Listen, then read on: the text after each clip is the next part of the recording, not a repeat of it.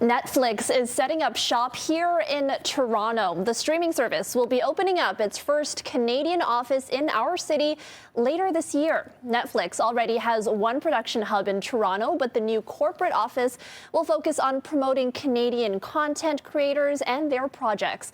At this point, it's not clear where that office will be located or how many people will work there.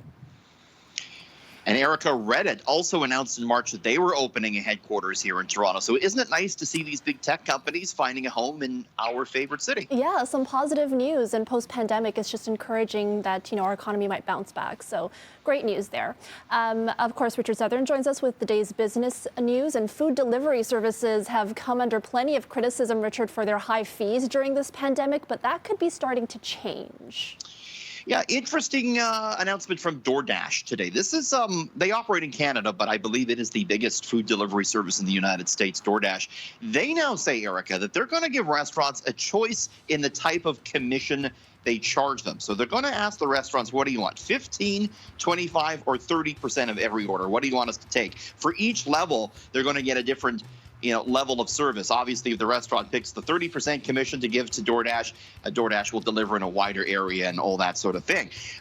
Delivery apps like DoorDash have indeed, as you say, come under a lot of criticism and scrutiny regarding the fees they charge restaurants. A lot of restaurants say it's just too much. They take too much of every order. So this might be help in some small way, Erica, but restaurants are kind of in the lurch here because if they can't open, they're really relying on these services. DoorDash stock was higher on Wall Street today.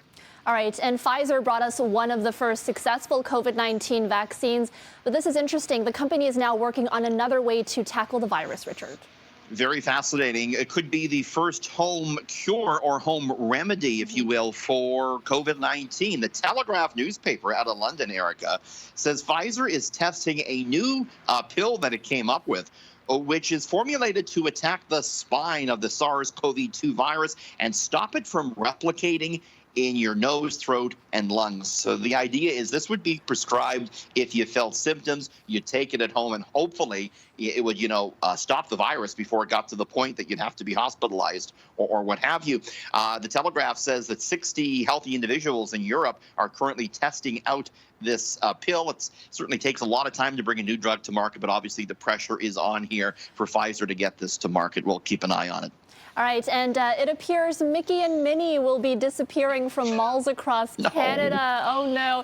Richard, you're looking at some rumors surrounding the Disney store. Elsa, too. Oh, boy. Let it go, My Erica. niece will be so sad. Don't worry, kids. Elsa's still going to be around. You're just going to have to order your Elsa dolls online because there are reports that Disney is going to close all of its Canadian stores. We found out in March that it was going to close some of them. In fact, the one at Square One has already closed up shop. But Retail Insider, the website Retail Insider, says Disney will close all its 18 standalone stores in Canada by the end of the summer. Of course, a lot of retailers moving away from those brick and mortar stores located in malls that fewer and fewer people are going to, opting for the online experience instead.